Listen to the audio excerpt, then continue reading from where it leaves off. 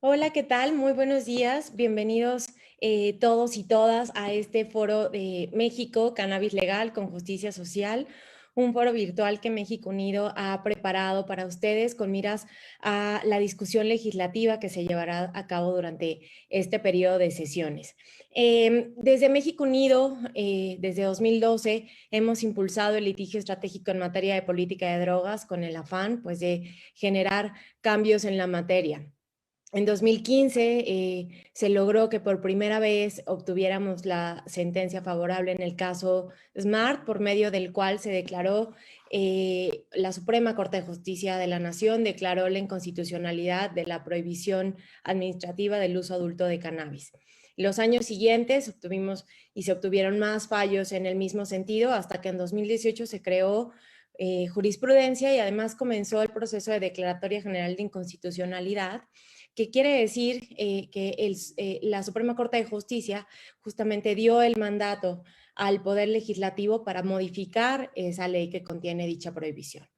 Después de 3 cambios por diversas razones, porque el Senado pidió una extensión, por la emergencia sanitaria, finalmente el 15 de diciembre es la fecha fatal que tiene el Congreso de la Unión para haber aprobado la regulación en materia de uso adulto de cannabis. En ese contexto es que generamos esta discusión donde no solamente vamos a hacer un análisis crítico en una jornada de varias horas, reuniendo a distintas experiencias de otras jurisdicciones, reuniendo expertos y expertas y reuniendo también gente pues, que ha trabajado de cerca con poblaciones directamente afectadas por esta prohibición. Queremos no solo hacer un análisis crítico, sino también constructivo y del cual emanen propuestas de mejora específicas a la propuesta que ahora está en la cancha del Senado y al dictamen que ya fue aprobado el 4 de marzo en el Senado y que, bueno, desde México Unido hemos sido muy críticos de él por creer que va a crear en realidad un mercado muy concentrado en muy pocas manos y olvida por completo pues la justicia social, que al final es una de las principales motivaciones que justo está detrás de la creación de un mercado regulado de cannabis. Como ustedes saben, México Unido contra la Delincuencia es una organización que se dedica a trabajar en pro de la justicia, la seguridad y la paz. Y por lo tanto queremos que esta regulación precisamente sea integral y responsable, que ponga en el centro la salud pública, los derechos humanos, la justicia social, porque solo así podremos minar el mercado, los mercados grises y mejorar la salud y seguridad públicas. En este sentido, la regulación deberá ser completa, regulando no solo toda la cadena productiva, sino todos los posibles usos, balanceada para que no se cargue más entre el acceso a la cannabis y la protección de la salud, cuidadosa, es decir, protegiendo a las personas consumidoras y a las personas que no consumen, incluyente, y esto está muy pegado con la justicia social, tiene que ser una prioridad para una buena regulación e incluir a pequeños participantes, comunidades y campesinos. Y por supuesto, evaluable. El programa para el día de hoy, vamos a comenzar con una conferencia de Lisa Sánchez, donde nos va a platicar en dónde estamos en el debate alrededor del mundo, a diferencia de hace unos años que justo se labró el camino de esta discusión en México. Después vamos a tener a las 10:30 un panel de poblaciones afectadas para hablar desde la perspectiva de agricultores, personas que usan drogas, mujeres y pacientes. Y a las 11:30 están todas y todos invitados a la conferencia magistral del doctor Alejandro Madrazo, donde justamente va a ser una crítica y propuestas de mejora al dictamen aprobado. Vamos a tener ahí traducción al inglés que pueden activar sin ningún problema. Y finalmente, a las 12:30 nos vamos a trasladar a las diferentes salas de discusión, una donde vamos a hablar sobre criminalización, otra sobre cómo incluir a los pequeños participantes y a los agricultores y finalmente cómo hacer que un mercado no sea capturado. Van a ser de manera simultánea, también habrá traducción y están todas y todos bienvenidos. Sin más, cedo la palabra a Lisa Sánchez, directora general de México Unido contra la Delincuencia y una persona clave en todo este recorrido con miras a la regulación del mercado de cannabis. Lisa, adelante y bienvenidas, bienvenidos. Muchísimas gracias, Tania. Muchísimas gracias a todas y todos los que nos están viendo en este momento a través de la transmisión simultánea que estamos haciendo. Bienvenidas sean a este foro Cannabis Legal con Justicia Social. Y bueno, a mí me toca quizás la parte más sencilla, que es introducirlos a esta discusión, introducirlas a cómo es que en los últimos años hemos llegado precisamente al momento actual en donde lo que nos estamos cuestionando no es si debemos o no regular las sustancias declaradas ilícitas, las drogas, la cannabis y otras sustancias, sino cómo debemos regularlas para que podamos maximizar, digamos, los beneficios, tanto en materia de salud pública, como ya decía Tania, protegiendo a quienes consumen y a quienes no consumen, como también en materia pues, de la gestión de un mercado que ha quedado muy claro en los últimos años que en la ilegalidad pues lo único que genera son consecuencias negativas no solo para la salud, sino también para el disfrute efectivo de los derechos humanos y también para la seguridad y la justicia, razón por la cual México Unido contra la Delincuencia está en esta conversación desde hace 8 años, precisamente porque somos muy conscientes como para el caso de México, la prohibición de las drogas, pero sobre todo la política de guerra o combate frontal a ellas, pues ha generado no solo mayor violencia y mayor inseguridad, sino también ha podido habilitar regímenes criminales de persecución excepcional en donde se violan y se violentan con mayor frecuencia y mayor gravedad los derechos de las personas que están de alguna manera involucradas en este mercado, pero también aquellas que no tienen nada que ver con él y que terminaron entrando en esta narrativa como los famosos daños colaterales. Entonces, pues completa y absolutamente en contra de que esto siga, encontrándolo absolutamente inaceptable, nosotros entramos a esta discusión. Y hoy en día, pues yo lo único que quiero hacer es situarnos en este contexto, no solo en lo nacional, sino también en lo internacional, porque no llegamos aquí por casualidad, llegamos aquí precisamente porque los límites de la política prohibicionista, que es una política internacional que se dictó desde las Naciones Unidas desde 1961, cada vez son más claros, cada vez son más palpables y cada vez son más cuantificables, llegando pues a un punto en el cual varias jurisdicciones, varios países han levantado la voz precisamente para analizar si no nos están saliendo más caros los costos de la prohibición que los costos de la existencia de estos cultivos declarados ilícitos o de estas sustancias declaradas ilícitas. Vamos a empezar con cuáles son las premisas básicas del régimen internacional de fiscalización, digamos, de esta política global de prohibición, un poquito para entender cómo esta conversación se ha movido hacia el debate de la regulación legal de los distintos mercados de drogas y vamos a cerrar anclando esto en lo que específicamente significa para México. La prohibición global parte de, digamos, de 4 premisas fundamentales. La primera es que la adicción a las sustancias ilícitas es un mal que debe ser erradicado, que no gestionado de la faz de la tierra y por lo tanto hay una base moral muy importante que nos ha dicho que las drogas son malas, que su consumo está mal, que todo su consumo es adictivo y que todas las personas que son adictas a las drogas de alguna u otra manera son malas personas que no solo están rompiendo la ley, sino que están directamente vinculadas con otros fenómenos como podrían ser la delincuencia. También se nos dice bajo estas premisas que las drogas deben estar prohibidas para usos no médicos y no científicos porque su prohibición, su sola prohibición, reduciría su disponibilidad, incrementaría los precios de tal manera que automáticamente la demanda se acabaría y entonces el mundo sería feliz. Sin oferta de drogas no habría demanda de drogas.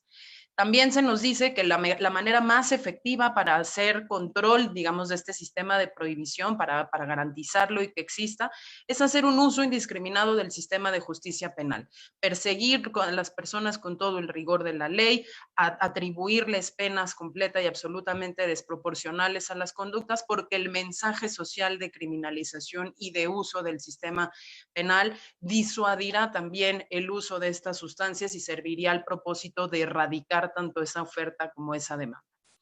La cuarta premisa o el cuarto supuesto de este régimen global de prohibición es que el estigma y la discriminación social hacia las personas que usan drogas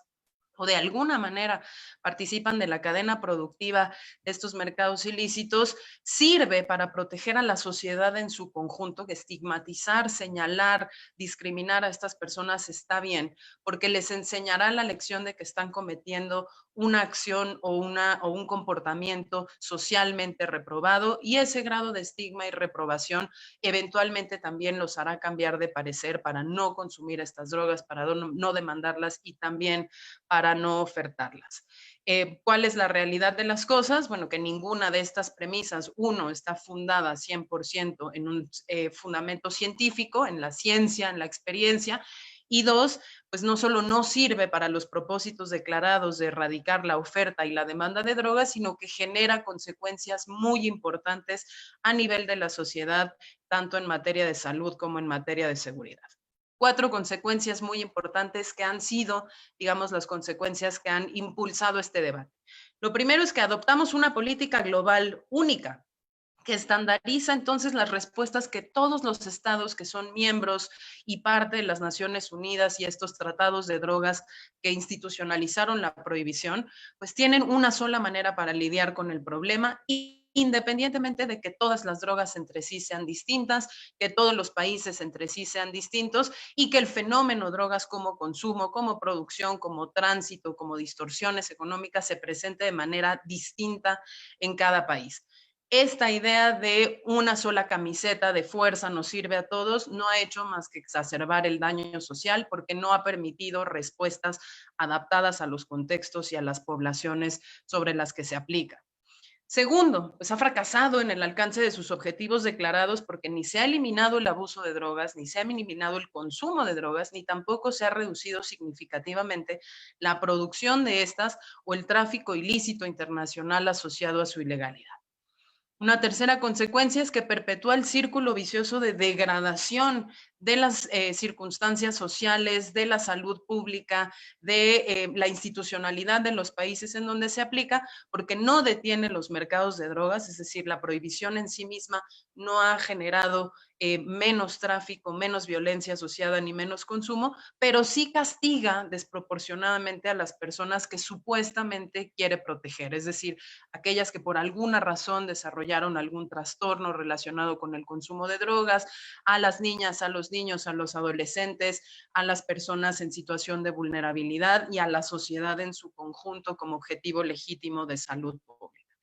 Y finalmente, ha institucionalizado un prejuicio y un desprecio permanente por la evidencia científica, porque al poner el manto completo de la prohibición sobre esta política, pues también se ha minado la posibilidad de un progreso científico que de manera muy objetiva nos diga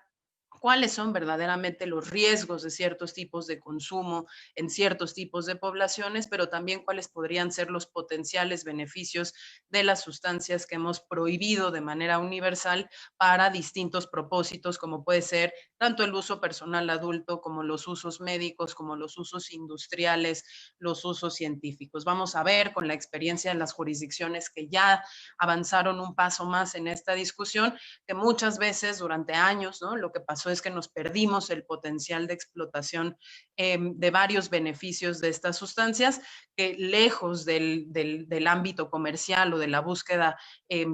justamente como de los beneficios económicos, puede tener incluso un beneficio social, simple y sencillamente, por ejemplo, con detener la persecución de las personas.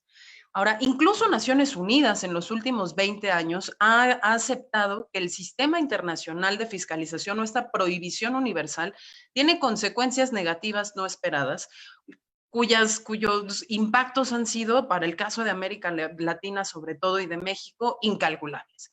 Varios de estas consecuencias ustedes ya las conocen y las hemos repasado en muchísimos otros foros a lo largo de la historia, pero vale la pena recordarlas porque es precisamente la razón por la que hoy estamos aquí. La prohibición genera un mercado criminal. En ausencia de prohibición no habría mercados negros y por lo tanto no habría crimen organizado transnacional dedicado al tráfico ilícito de drogas y todas las distorsiones que eso puede representar para un Estado como el Estado mexicano, con los temas de corrupción, de inseguridad, de violencia, de colusión entre autoridades y delincuencia. Segundo, genera el desplazamiento de la producción y del tránsito de estas drogas o incluso el consumo de nuevas drogas, porque al prohibir ciertas sustancias, los mercados ilícitos desarrollan otras y al poder suprimir efectivamente la oferta en un territorio como podría ser, no sé, el caso colombiano con los cultivos declarados ilícitos de hoja de coca, estos aparecen inmediatamente en otros lugares como los países vecinos, Perú, Ecuador, etcétera, o en el caso mexicano, por ejemplo, si somos muy efectivos en erradicar en la sierra de Guerrero, en algunos estados reaparece en Sinaloa, aparecerá en Jalisco, en Michoacán, etcétera. Desvía evidentemente recursos del área de la salud al área de la aplicación de la ley, a el sistema de justicia penal que hemos dicho que se usa de manera exacerbada en la persecución de las drogas y entonces por lo tanto dejamos efectivamente de invertir en la salud pública de las personas que se suponía que queríamos ayudar desde el principio. Desplaza también el consumo hacia nuevas sustancias. Si yo prohíbo la cannabis, en inmediato aparecen otras cosas como el K2, como los cannabinoides sintéticos, como las nuevas sustancias psicoactivas que son todavía más difíciles de entender y que es así podrían incluso tener menos potenciales benéficos para los usos medicinales, por ejemplo. Y estigmatiza y marginaliza las comunidades más vulneradas, como vamos a ver a continuación en el panel de poblaciones más afectadas. Ahora, en el caso de América Latina, todo esto se vuelve todavía más grave porque no es ningún secreto que somos una región no solo consumidora, sino productora y de tránsito. Aquí la violencia y la actividad criminal asociada al tráfico ilícito de drogas se ha exacerbado, pero también se ha exacerbado la violencia generada por las propias respuestas estatales a este problema. El caso de la militarización de la lucha contra las drogas es quizás lo más paradigmático que ha sucedido en países como México, Brasil, Centroamérica. La criminalización y la reclusión masiva de personas usuarias o personas que participan de manera ínfima y muy pequeña en los mercados ilícitos de drogas, como podrían ser los pequeños transportistas, los agricultores de subsistencia, que no se enriquecen, no forman parte de las estructuras criminales transnacionales, pero son los más perseguidos y sobre todo son los que son juzgados con mayor severidad. El deterioro en general de los derechos humanos, que como ya vimos no se garantiza ni el acceso a la salud, ni el acceso a la seguridad, muchas veces ni siquiera el derecho a la vida por estas respuestas punitivas que hemos dado. Y hemos autorizado una serie pues, de abusos legales que ya vamos a ver seguramente también en la conferencia del doctor Alejandro Madrazo, donde la persecución de los delitos de drogas se ha hecho en nuestros países con particular virulencia, al punto de autorizar incluso la tortura y los malos tratos al momento de las detenciones o un bias de género, una distorsión de género, un estigma de género que castiga en toda América Latina con mucha mayor severidad a las mujeres que infringen las leyes de drogas que aquellas que cometen incluso otros delitos. Y evidentemente también ha generado crisis importantes en materia de salud pública, no solo porque le negamos servicios de salud a las personas que consumen drogas o las estigmatizamos a través de campañas de supuesta prevención que lo único que hacen es fomentar el miedo y la marginación de las personas, alejándolos de los sistemas de salud, sino que también hemos provocado crisis de abasto de medicamentos para el dolor que por estar tan severamente fiscalizados hoy en día no están disponibles para cientos de miles de personas alrededor del mundo y en el caso mexicano también, que no pueden tener, por ejemplo, acceso a dosis sostenidas de morfina para los cuidados paliativos en el caso de los enfermos terminales o incluso en el caso de algunos pacientes crónicos que a pesar de ser México un país productor de amapola, hoy en día no tiene las suficientes dosis de medicinas para aliviar el dolor entre nuestra población. Habiendo dicho eso, el contexto internacional entonces lo que nos pone es en un movimiento, en un momento histórico en donde hay una demanda por la reforma de la política de drogas global, que abandone esa idea de prohibición, que abandone ese fundamento moral de la prohibición de las drogas y que se ponga a gestionar desde la política pública y desde los objetivos claros, serios y alcanzables este fenómeno para poder maximizar el beneficio de la seguridad, de la vida, de la salud para todas las personas y minimizar los riesgos que tienen estas sustancias, que también hay que decirlo con muchísima claridad, no están libres de riesgo y no están libres de potenciales consecuencias negativas. Este movimiento de reforma de política de drogas que pide el abandono de la prohibición y el tránsito hacia modelos de despenalización donde las personas no sean criminalizadas y sancionadas por el sistema de justicia penal, independientemente de que las sustancias no sean en su total legalizadas, o el movimiento de regulación legal que pide que los mercados dejen de ser ilícitos, pasen a la legalidad y ahí sean efectivamente controlados por el Estado, con reglas muy claras que eliminen sobre todo el recurso de la violencia para dirimir los conflictos, pues ha estado impulsada no solo por el movimiento canábico o específicamente por las demandas de legalización de marihuana, sino por varias olas reformistas que lo han precedido y que han, por ejemplo, surgido en Europa cuando precisamente la crisis de VIH, por ejemplo, en su momento, la pandemia por VIH nos hizo cuestionarnos por qué las personas que usan drogas estaban siendo todavía más afectadas, criminalizadas, y se necesitaba una cosa que se llamara reducción del daño para que el consumo de ciertas drogas que los ponían en mayor riesgo de infección pudiese hacerse con los insumos y las condiciones sanitarias necesarias para que las personas no se infectaran, no murieran y tuvieran una mejor sobrevida. Una segunda oleada ha sido la de la responsabilidad común y compartida. Mucho se ha dicho que en realidad el tema de la prohibición global de las drogas afecta mucho más a los países productores que a los grandes polos consumidores, precisamente porque las políticas de guerra contra las drogas se exportan hacia esos países y se les hacen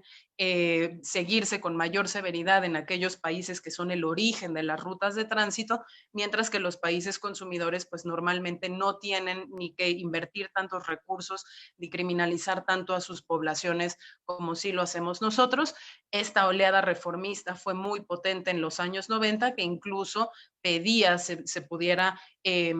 tener un marco regulatorio internacional para el tema de consumo que aumentaran la responsabilidad de esos países consumidores en la gestión del fenómeno internacional. Y la tercera oleada, que fue, digamos, como la que nos toca vivir a mi generación, en la que yo participé con muchísima emoción de la última década, es precisamente aquella en donde estamos reconociendo las consecuencias negativas en el ámbito económico y en el ámbito social de la prohibición de las drogas, y donde lo que estamos pidiendo es que se tenga justo un enfoque de justicia social, donde no se abandone a las personas que han sido presas y sobre todo víctimas de esta prohibición internacional, sino que también se adopten políticas alternativas que lo que nos permita sea integrarlas a una respuesta mucho más comprensiva, mucho más humana a este fenómeno, para poder también mitigarles a ellos esos niveles de victimización y de sufrimiento que se han causado. Y aquí específicamente estamos hablando de cultivadores, de agricultores de subsistencia, de comunidades que viven o que han tradicionalmente sido cultivadoras y usuarias de cultivos declarados ilícitos. Estamos hablando de mujeres que han sido coaccionadas para participar en mercados negros o grises de drogas, y sus vidas han sido arruinadas por un sistema que las criminaliza y las penaliza con muchísimo vigor. Y el tema también, evidentemente, pues de las personas usuarias en cuyo caso se ha sobreutilizado la cárcel como prácticamente única estrategia terapéutica, cuando no, pues justamente el rechazo, el maltrato, la tortura y otros tratos degradantes que se les ha dado en todos nuestros países. Ahora, de esas cuatro oleadas, la última de las cuales es justamente una demanda articulada de una introducción y una evaluación con perspectiva de derechos humanos de la política internacional de drogas y de las políticas nacionales de drogas, que es justamente en la que estamos hoy en día, con la renovación de la Estrategia Mundial de Drogas en 2019, con las críticas articuladas que desde sociedad civil, academia y desde el ámbito local se han generado a esa política global de drogas, es que estamos hoy en día justamente en el momento en el que estamos discutiendo la posibilidad de reformar y corregir esos errores desde lo local. ¿Qué hemos visto como estrategias desde lo local? Despenalizaciones de todas las sustancias para los usos personales, por ejemplo, en países como Portugal, que si bien no legalizan las sustancias, lo que hace sí es abandonar la persecución penal de las personas usuarias y acercar servicios sociales para tener una respuesta muchísimo mejor a este fenómeno. Y posteriormente hemos visto la legalización también, o la regulación legal de ciertos usos medicinales de drogas controladas como la marihuana y heroína en países como Estados Unidos, Uruguay, Suiza, Israel, Alemania, Reino Unido, Chile, Colombia, México, Jamaica, etcétera. Finalmente, hemos visto también una ampliación de servicios para personas que usan drogas con el intercambio de jeringuillas, las terapias de sustitución, la popularización de este enfoque de reducción de daños y en los años más recientes la regulación legal de un mercado en particular, que es el mercado de la cannabis, que ha sucedido en distintos estados de Estados Unidos, que ha sucedido en Canadá, que de manera parcial ha sucedido en Países Bajos o en España con los modelos de los clubes canábicos, que ha sucedido en Uruguay, primer país completo que atravesó, digamos, este umbral de abandonar la prohibición de este mercado y que hoy en día se discute en otras jurisdicciones como Nueva Zelanda, como Tailandia, como India y como México. En ese sentido, simplemente cerrar diciendo que afortunadamente México llega a esta discusión después de muchísimos años de poner la evidencia enfrente para decir la prohibición no solo no sirve para sus propios objetivos, sino que maximiza otras consecuencias negativas que para México son muy importantes, como la violencia y la inseguridad. Y México llega hoy también con la experiencia suficiente en otras jurisdicciones y países a lo largo y ancho del mundo que pueden usarse para comparar realmente cuáles son los mejores modelos regulatorios. Es por eso que hoy estamos en este foro con reguladores de esas otras jurisdicciones, hay que decirlos, no con representantes de la industria o no solo con personas académicas que nunca lo han visto en la práctica funcionar. Y lo que queremos hacer con él es entonces no perder de vista cuáles son tanto las particularidades del caso mexicano como las particularidades de aquellas jurisdicciones que ya dieron el paso para poder mejorar la minuta que tenemos en el Congreso de la Unión y generar el mejor posible mercado regulado de cannabis para México y las mexicanas. Les deseo entonces un día lleno de aprendizaje, un intercambio muy productivo y sobre todo nos deseo que nuestras legisladoras y legisladores nos estén escuchando para que juntos podamos construir un mucho mejor dictamen. Muchísimas gracias y bienvenidas y bienvenidos. Muchas gracias, Lisa Sánchez, por este recorrido a través no solamente de la ruta de cómo ha evolucionado el debate en otros países, sino cuáles son precisamente las bases de la prohibición y desde dónde está planteada.